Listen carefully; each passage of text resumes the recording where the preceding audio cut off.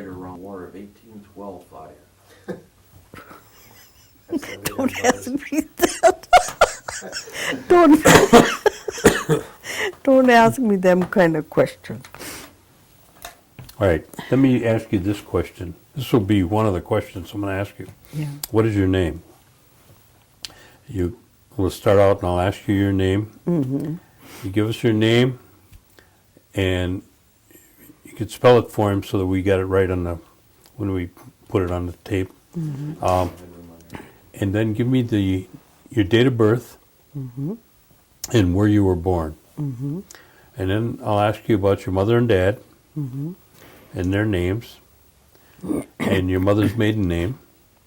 Then I'll ask you about your grandparents Mm-hmm. and what you remember about them and their names and your grandmother's maiden name. Mm-hmm. And then what we'll do is we'll start about talking about as much as you can remember about your grandparents, Yeah.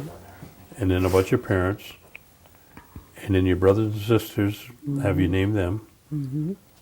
Then we'll come forward, Oh. talk to you when you were a kid, Mm-hmm. and then right on up to today. Mm-hmm. Now, Okay. I think you'll be able to handle that. Hey, Ted, you ready, good? Okay.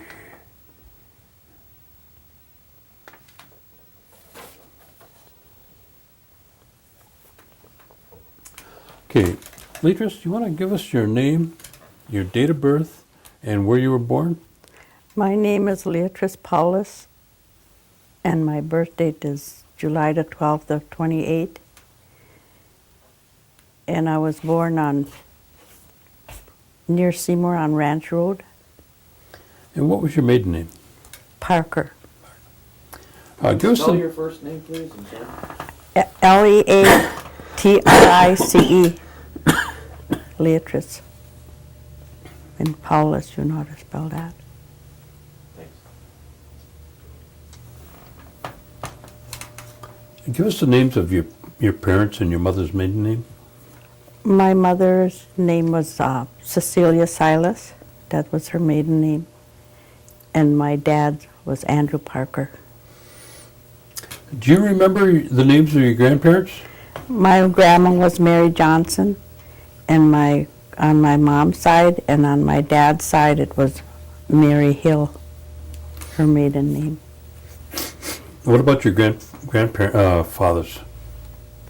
Grandfathers? Yeah, That I don't really remember too much about them. on either side? No. Did you spend any time with either one of your grandmothers? Yeah, I did on my mom's side. She was a grandma that liked to keep a lot of people by her house, like all of my cousins and my sisters and brothers. Mm-hmm. Did she have a reputation for caring for people when they were sick, or? Oh yeah, she did. And she was one of these women that took care of mothers that were going to have babies. Oh, a midwife? A midwife. Mm-hmm. Yeah. Did she work with a lot of medicines? Not that I remember. Not really. Now, her name was Mary. Mary Johnson. Mm-hmm. Now, was she Oneida? Yes. And did she speak Oneida? Yeah, she did. Mm. And my mom and dad did too. They always did together, and I can I always knew what they were saying, but I never could talk it. I see. Mm-hmm. Now, where was your grandma? Where did she live? She lived on Fish Creek Road. That's not too far from where I live now. Mm-hmm. And that's where you always remember her living. Mm-hmm. Did she have any a big family? She raised a big family? No, she didn't. She had two girls and one son. And do you know what their names were? Yeah, Dewey Silas and Elizabeth and Cecilia. Now, did you stay with her at all? Well, off and on, but not for a long time like my sister Althea did. She stayed with her a long time. Hmm. Now, did your grandma, did she, have a garden or? Oh yeah, she always planted a garden. Hmm. And she always used to like to have these sucker fishes that they'd catch in the springtime, and always had salted them in a crock. She liked to do that. Hmm. And you say she cared for a lot of, like a midwife with Yeah. Mhm. delivered a lot of babies. Yeah. Okay. And where did she go to church? The Methodist Church, the Oneida Methodist Church. Okay. Hmm. Okay, let's talk about your mother and dad. Your dad's name again was? Andrew Parker. Andrew? Mhm. Now, do you know how far or where your dad went to school? He was left when he was very young, like almost a baby at the school in Oneida. It was a boarding school. And then when he got old enough to go out, a little older, then some people from Seymour took him to Schomburg's. And then he was brought up with them and went to school across the street there it was called Idlewild School. And then after he got old enough, then they had a farm on Ranch Road with a little white house near where they lived in the bigger house, and then we lived in this little white house next to them on Ranch Road. You see. Hmm. And what kind of work did your dad do? He did always work on the farms. Hmm. Then when he left from there, he moved at this place on H where I live now. It was owned by Art Hegel in Little Rapids, and my dad used to work for him on this place. And the house what we moved in then was just like a little, it wasn't very livable even, like the outside it wasn't painted and the inside didn't have no bathrooms or anything. Then we lived there, and then my dad worked for this man, and I don't know how many years he worked for him, and then this Hegel decided to sell this place to the government. And my mom had owned some land on Fish Creek Road near my Grandma Johnson's. She owned 10 acres there, and they wouldn't let him get this place unless she sold that property because it was taxable property. So then she sold that to them. Then he put his name in for this place on H where I'm living now, and to the government to see if he could get that place, and then they gave him a land lease for that place. How large of acres is that? There's 40 acres there. Hmm. And then they did allot him 20 acres on a government road because he had like 40 head of cattle, and there wasn't enough land there, to do all that. So then they leased him another 20 acres on government road. So your dad did farming all his life then? Hmm. He had like maybe 40 heads of cattle, and he farmed there until I think it was 1975, and the barn burnt down, and that's when he quit farming. Mm. Was your dad involved in any tribal activities or with the tribal government at all? No. Mm-mm. Okay, tell me a little bit about your mother. What was her education and background? She didn't have too good of an education. She didn't go to school, to high school or anything, no. And then they had 7 of us kids. Okay, tell me the names of the children. There was Clifford, Althea, and Leatrice, Junior Andrew, Mary Ann, Russell, and Carl. Now, were they all born when you're living on that by H there, or No, we were all born before we moved to H. before you moved there? Mhm. I see. Now, you say your mother and father both spoke Oneida. Mm-hmm. Okay. And was your mother involved in any kind of activities outside the home? Did she belong No, to? she was just a homebody. Okay. She never really, She worked at home all the yeah. time. And she was a very humble person, like, you know, she never really wanted anything fancy in the house or anything. She just got along with what she had because, well, they couldn't afford, you know, to buy a lot of stuff anyway. And at that time, they didn't have water or No, electricity? no. It was after he got it from the government, and he got some help through the lumber company in Seymour, and then they fixed up the house. Did your mother work with any medicines or herbs or anything like we were No, talking number 6? No, she didn't. Oh?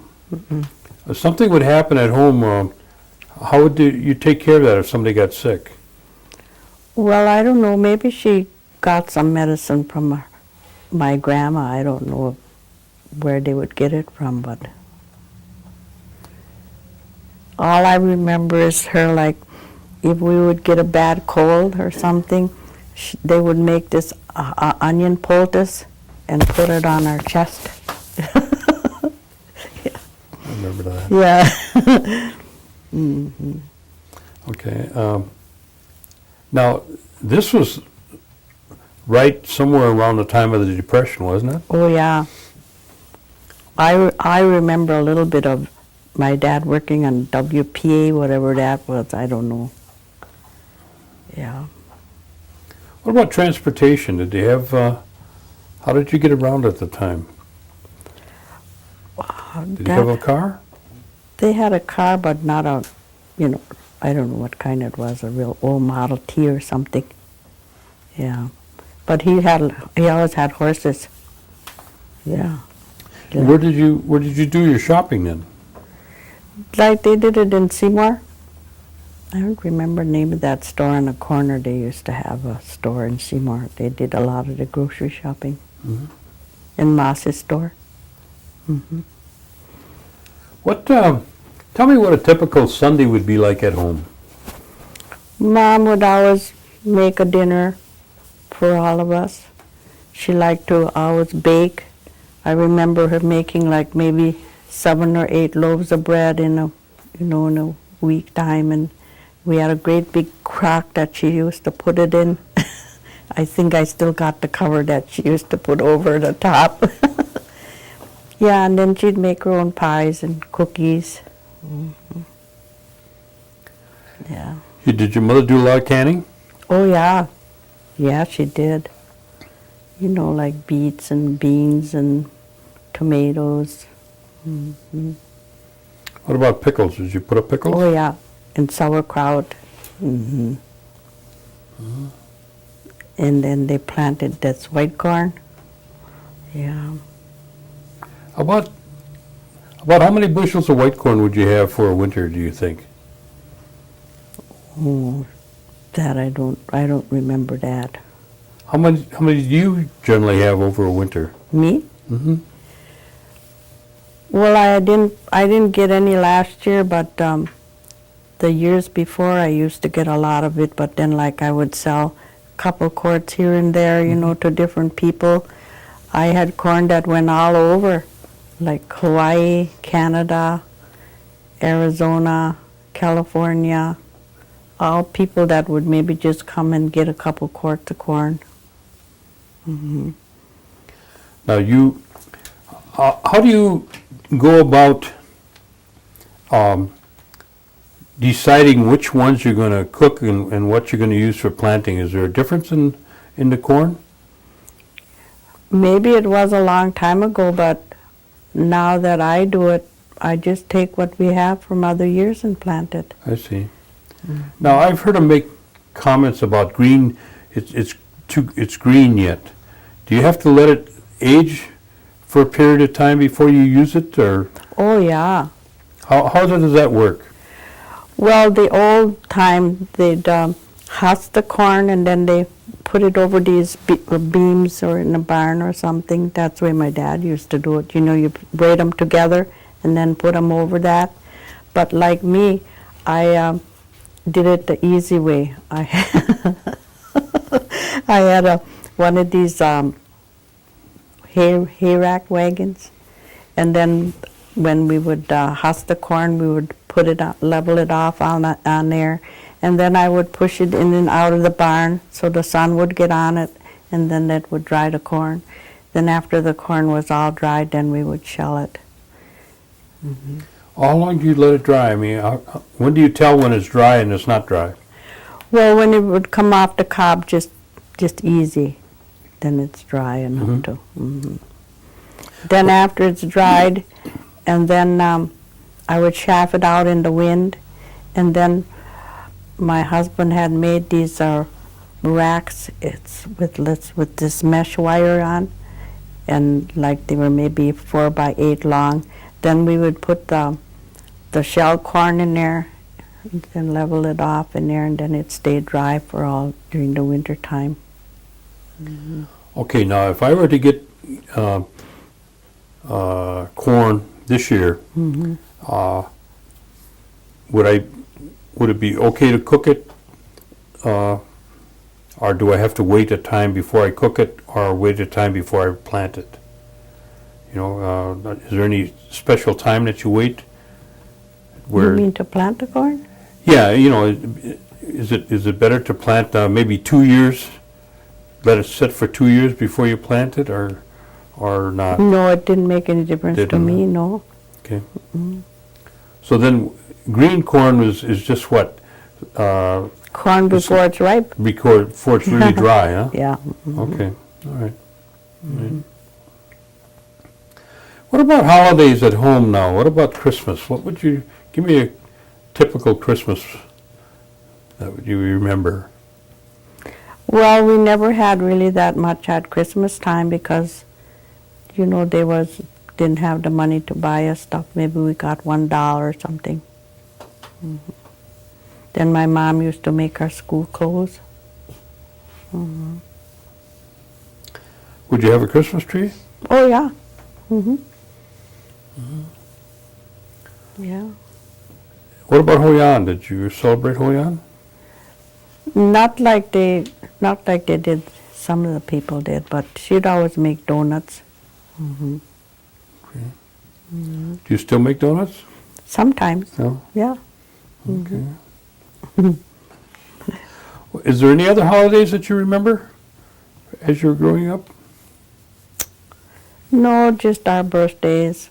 We have birthday cakes. Yeah. Yeah. Now, tell me what a typical day is at home when you were home. What was your responsibilities? To help with chores outside. We always had chickens to feed, and we always had pigs and cows and calves, but I didn't never help with the milking because I didn't like to do that. And you say your dad had 40-some? Yeah, he had about 40 acres, and he must have had maybe about 40 or 50 cows. All milking cows? Well, sometimes they all didn't milk at the same time, but Oh. Well, that's quite a bit when you do it by hand. yeah.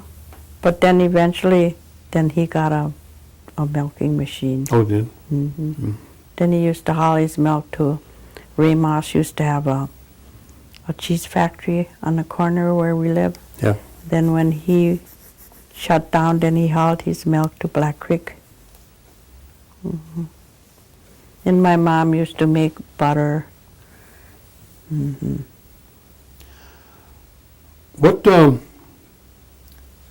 What school did you start at then? I went to the Pine Grove School, and I didn't like to go to school. Why not? I don't know. But I did go to the 8th grade. And then where did you go? Well, because I didn't want to go to school, there was these people in Freedom. They were looking for somebody that would stay with them to help. They had a locker plant. It was Joe Van Camp. They owned this locker plant. And so then, because I didn't want to go to school, my mom and dad had me stay with them. And I just made my home right with them. And I learned to wrap meat, and I learned all the different cuts of meat, you know. And then we would put them in these lockers for the people in Appleton that had these locker plants. Then these people wanted to really adopt me, and my mom and dad didn't want to do that. But I was really surprised about 3 years ago when he was the last one that passed away, and I got a letter from a lawyer in Appleton that they had left me a little money. Oh, well, that's nice. Yeah. So how long did you stay with the people in Freedom? Oh, maybe about 4 years I worked for them. I see. And about how old were you then? Well, I must have been about 14 or 15 when I started to stay with them. So you were about 17, 18 when Yeah, you when left I there? left from, Where did you go then? Well, then I guess that's when I must have met Leland, and then I married Leland. And Because when I wa- was young when I got married. I was only like maybe 19 or And his name was what? Leland Powless. Leland Powless. Okay. And about how old was he You mean when we when you got married? Oh, let me see. He'd have to be about 22 maybe. And how did you go about meeting him? What? How did I meet him? Yeah, I mean, is there Probably a at story some about that? No, probably at some dance in Oneida. I see. So you were making the social rounds then? Oh yeah, I see. I see. Were there dance halls in Oneida then? yeah. Where were they? There was one right in Oneida, and then there was one up by Vance Valley. And how often would they have those? Every weekend there was one someplace. Yeah. Were there any other activities that were going on, like ball games and? Yeah, there were ball games and stuff like that on Sunday. And you think you met Leland at one of the dances? Yeah. And then what happened? Well, then we went together, I don't remember how many years, and then we got married What year And did I you had- get married? in 48. And then I had 2 nice daughters. And I have 4 grandchildren and 4 great-grandchildren. Tell me the names of your daughters. Judy Skenador now and Debbie Heckel. And tell me the names of your grandchildren. I have a Stephen Danforth, Stacy Danforth, Jody Skenador, and Jamie Skenador. They're pretty much all grown up now, huh? Oh yeah, they're all grown up now. Now, and you got how many great-grandchildren? 4 great-grandchildren. 4. Well, that'll keep you busy. Yeah. Are they both your daughters living in the area? Judy lives in Green Bay, and Debbie lives about not even a quarter of a mile from me.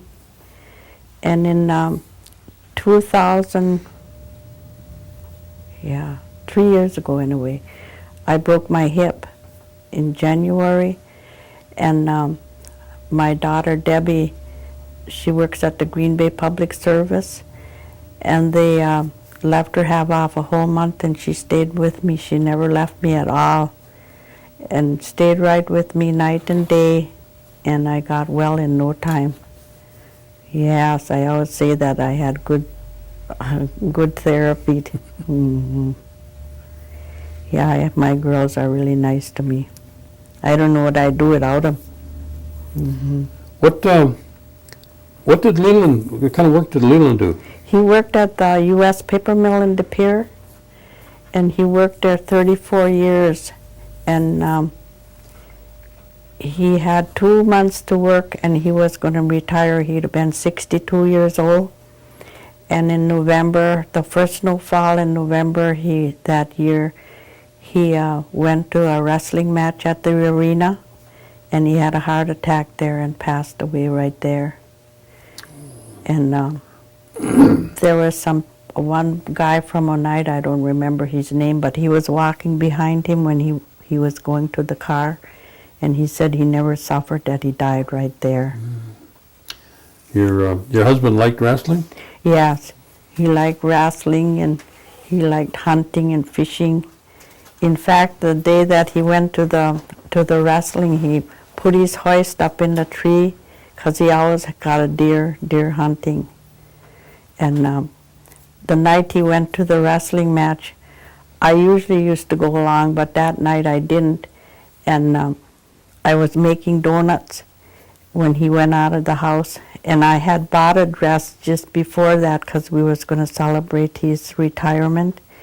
And that's the last words he told me. He says, "Don't eat too many of those donuts, or you're not going to be able to wear that when we celebrate your Don't fit the dress, huh? Yeah. Oh, gee. Yeah, it sounds like Leland. Yeah. Yeah. Now, after you start, you met Leland and you got married, and when you started raising a family, did you work out or did you just Not work right at away. home? Not right away. I worked at home, but I used to take jobs in Green Bay where I would stay with this family when they would go away on a trip because they had children. And this one man's name is, him and his wife was this Tom Stout. He was he belonged to the Veterans of Wisconsin anyway. He was blind. Then they moved to Arizona after they retired. And that's the kind of work you did afterwards, huh? Yeah, but then after Leland passed away, because it was so sudden, I got really sick because it was such a shock to me. The mill where he worked, they got me into the hospital at the Bell, and they had a therapist there. And so then I would go there to see him. And well, I didn't do anything for 2 years. Then the third year, I told my girls I'm going to answer an ad in a paper to get a job, to do something, because I was too young to get widow's benefits, because they don't do that till you're 60 years old. So then I got me a job at the City Hall in De Pere. And I worked there for, let me see, it must have been about 7 years. And it was just cleaning at night, and I liked doing that. But my granddaughters used to help me. I worked with every one of my granddaughters. They helped me do that work. It was nice. Then one day, this Irv Thomas came to my house, and he said, "Do you want to have an easy job?" And I says, "Doing what?" And he says, "At the casino, upstairs where they do bookwork and that." And I says, "Well, I don't have no high school education." And he says, "Well, you don't have to have," he said, "just long as you can read and write." So then I says, "Okay, I'll try that then." So then I went there, and in May I'll be there 8 years already. And I really learned a lot. I learned how to do a lot of different things. I do a lot of different work, not just one thing. Like filling envelopes, and I learned how to fax stuff for people and log in for people and do all kinds of stuff. So you work on the second floor then at the Yeah, casino? And I only work like sometimes 20 hours a week and sometimes not. I see. You must run into my son once in a while then. Yeah. Yeah, he works He works over there too. Eric. Okay. Well, But I missed that when Leland was living, because in the summertime we'd always go up to Pelican Lake like for 3 weeks, different times of the summer, and fish. And I used to like that. Now I miss that. You're a pretty good fisherman? Well, I used to help him clean the fish. Yeah. Yeah. Did you ever catch any muskies? No, I never did, but he did. He did? Yeah. Oh, those are, Yeah. that's, some people wait a lifetime to do that, Yeah, I know. He always liked to do that. I always think about the times we'd be coming across the lake at 10 o'clock at night, and it would be late. If he would have had a heart attack, then I wouldn't know, what I would have done. Yeah. You both would have went overboard, huh? Yeah, I think so. Wow. Yeah. Then we'd go out real early in the morning, and I think that's the most peaceful time of the day, when you get up early and you see the sunrise, or at night, you know, when the sun's going down and you're out on the water and it's real peaceful. Hmm. Yes. Yeah. Well, ain't nothing better than fishing anyway. Yeah. Not much anyway. But I haven't done that since he went away. Oh, that's too bad. Mhm. Then you also, besides all the things that you've been involved in, you raised a lot of white corn. Oh yeah, I did. And- After my dad was the one that started me in doing that, and we used to take corn all over through different people, like in Tigerton. This one lady used to buy corn from him, and then she'd sell it to other people up north. And then when he passed away, then Leland started to do the same. And then I just kept on doing that until the last couple of years. Now I can't do it too much, but my daughter helps me a little bit. We don't plant a lot though anymore. How many quarts you got left now? None. None. No. All out, huh? Hmm. I got enough to plant, but To plant. mhm. You gonna plant this year? Yeah, I'm gonna try if everything is all right. Okay. Yeah. What church do you attend? The Methodist? And that was the same one your parents attended? Mm-hmm.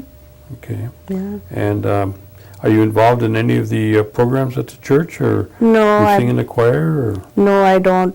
But I do sing with them on Sundays, like the Indian songs. I like that, but I don't really know how to do it, you know, that good. So I don't want to get in a choir. Oh, Yeah. But I volunteer, like, to help out when they need food for donations and stuff like that. Mhm. I see. So, and you only work a few days a week at the casino? Mhm. Yeah. Yeah, that's good. Yeah. Have you been involved in tribal politics at all? No. Oh. I never know what's going on. Mm. What is your feeling about the per capita payment? Is that a good thing, or just how do you feel about that? Well, I guess it's a good thing. I know it helps a lot of people that are in need of stuff. Mhm. Well, you've seen, a lot of changes in the tribe over the years, and is there anything that you feel that, they might be able to do a little bit better, or make some changes, or things going pretty well just the way they are? Well, I don't know. To me, I guess I don't really know what's all going on, but I tried to get some help from the tribe to get a bedroom put on downstairs, because I live in the home place and the bedrooms are upstairs. And when I broke my hip, I went to them, and then they don't want to put no bedroom on for me because I work. Hmm. So maybe after I quit working, I'll see if I can get some help. I see. Mhm. All right. The youth that are coming behind us now, what kind of recommendations or guidance would you give them if you had a chance? And maybe through this videotape, they'll be able to see some of your thoughts and feelings about recommendations. What would You mean what they should do? What would you, if you could recommend to them? To be like me, get up early in the morning and just want to go and do something. Because I'm going to be 76, and I just like to be doing something all the time. And like once a month, I like to make a nice big meal for all my family and bake some pies, and I'll let them come home and we all eat together. Okay. They like that. What's your favorite pie? Well, my favorite pie is blackberry. Well, yeah, what's the favorite one for your kids? They all have different ones they They like. do? Some like lemon and some like apple. So I usually make two of something when I have a dinner, two different kinds. Mm-hmm. Well, you and your sisters have a pretty good reputation as being good cooks. Yeah, I knew Althea worked for the tribe a long time. Hmm. Yeah. And then I helped my dad take care of my mom when she was in a wheelchair for I don't know how many years, so she didn't have to go to the nursing home. Toward the end, then he couldn't have her by the house at all, so I brought her by my place. And she left my place in the morning and went to the hospital, and she passed away that night. She didn't have to, and she was 86. Mm-hmm. Mm-hmm. No, she was 83, because my dad was 86 when he passed away, yeah. Now, is there anything that I forgot? Oh, let me see. I didn't talk anything about that night I seen you jigging up at Vans. Yeah, well, I used to enjoy dancing, and my husband did too. Mm-hmm. Oh, see. Yeah. So it was true then, that was the Yeah. two of you up there jigging that night. I like to dance, and the first 2 years I didn't go nowhere, but after he passed away. But after that, at this one cleaning job I have, I met a girl from the town of Howard. Her name was Pat Kramer, and she told me, she says, "Why do you stay home?" You know, she didn't like that. She said, "Let's us go somewhere." So we start going to dances, and then I did that for I don't know how many years. I guess till I broke my hip. Oh. Yeah. We used Is to that go how to- you broke your hip dancing? No. No. And then a few years ago she got cancer and she passed away. Yeah. She was my good friend. Mhm. But we went all over different places to dances, like in Appleton and Nichols and Clintonville and all over. Mhm.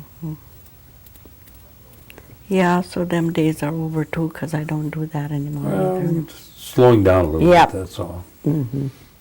Tomorrow you're going to go get some corned beef and cabbage, right? No, No? I don't really care too much for that. Mm-mm. Jeez. I thought it's St. Patty's Day tomorrow, right? Yeah, I know it is. It's the O'Malleys, the O'Reillys, and the Oneidas. No. No. No green ale for you tomorrow. No. Huh? Oh, okay, okay. All right. Well, I want to thank you for coming down and sharing these stories with us. Okay. And we'll be making a copy for you. Okay. We'll have one ready for you in probably about 2 or 3 weeks. Oh, okay. So it'll be one for yourself. Okay. Okay? Yeah. Good. Okay.